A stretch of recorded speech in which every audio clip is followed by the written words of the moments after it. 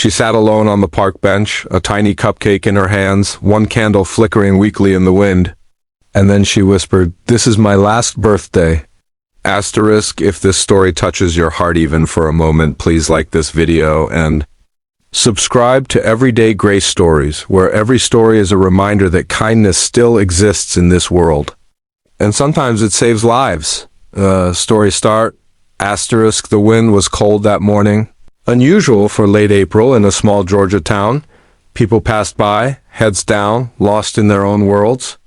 No one noticed the woman in the worn denim jacket sitting alone in the corner of Fairview Park, but he did. Asterisk, Marcus had just finished his overnight shift at the hospital. He wasn't a doctor, not a nurse either. He worked in janitorial services, and most nights were just about mopping floors and emptying trash bins. But this morning, something pulled him to take a longer route home. He didn't know why he turned down Pine Street or why he stopped by the park. Maybe it was fate. Maybe it was something deeper. That's when he saw her. She looked fragile, not just physically, but like her spirit had been carrying a weight far too heavy for too long. She held a small cupcake in her trembling hands. No box, no bag.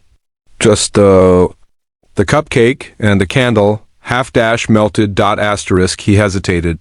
Approaching strangers wasn't something he usually did. But there was something in the way she stared at the flame as if hoping it would last just a little longer. That broke his heart before a word was ever spoken. He walked up slowly and smiled. "Happy birthday," he said gently. Asterisk, she looked up, startled, and gave a soft, tired smile. Asterisk, "Thanks," she whispered. "It's my last one." Marcus sat beside her, unsure what to say. She didn't resist the silence. Asterisk, "My name is Sarah," she said finally. "I turned 39 today." She chuckled, but it wasn't a happy sound. "I wasn't supposed to make it this far." Marcus nodded, encouraging her to continue. She told him everything. Asterisk, the cancer had come fast, aggressive. She had fought hard, through chemo, surgeries, trials. But the doctors had finally said the words she feared most. "There's nothing more we can do." Asterisk, she had no family left. Her mother died when she was 19, and her only sibling, her brother, had stopped talking to her. After a falling out over an inheritance no one even remembered anymore. No friends nearby. No one to spend this birthday with. She had saved her last $20 to buy that one cupcake and a single candle. She just wanted to celebrate herself. One last time. Asterisk, Marcus listened, his eyes burning with tears he didn't want her to see. Asterisk, "You know," he said softly, "I don't think this should be your last birthday." Asterisk, Sarah looked at him, confused. "It is. The doctors." Asterisk, "I know what they said," he interrupted, "but what if today didn't have to feel like the end? What if we made it count?" Asterisk, she didn't understand. "Not yet." Asterisk, Marcus stood up, pulled out his phone and made a few quick calls. He was exhausted. He hadn't slept in over 20 hours.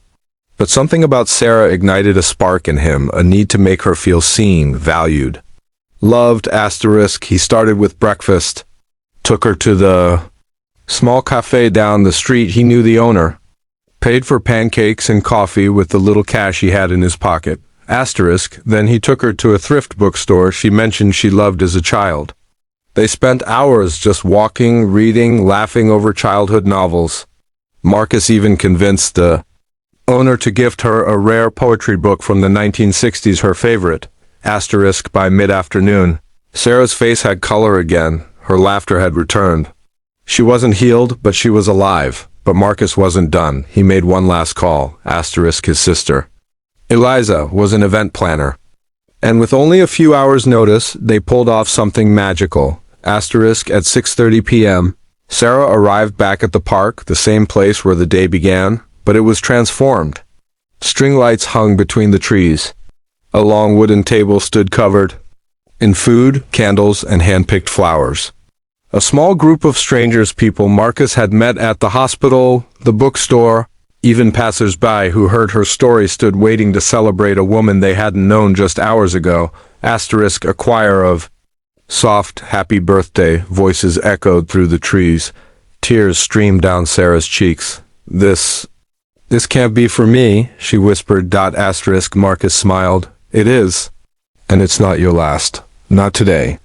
Asterisk Sarah looked around, overwhelmed. She didn't know most of these faces. But she didn't feel alone anymore. Not forgotten. Not invisible. Asterisk that night, under a canopy of stars, she blew out a candle not on a single cupcake but on a full cake, surrounded by love, laughter, and the warmth of complete strangers who chose kindness over comfort. And when she made her wish, she didn't wish for more time, asterisk. She wished to live whatever time she had left like this, fully, fearlessly, beautifully. Ending message, asterisk. Sarah passed away 6 months later. But until the very end, she carried that day with her, the kindness of strangers, the love from someone who chose to care, and the miracle of being seen, asterisk. And Marcus. He now celebrates Sarah Day every year on April 22nd, honoring her memory by doing one grand act of kindness for someone who needs it. Asterisk. So if this story reached your heart, even just for a moment, do something kind today. For a stranger, for someone invisible, for someone who thinks it's there.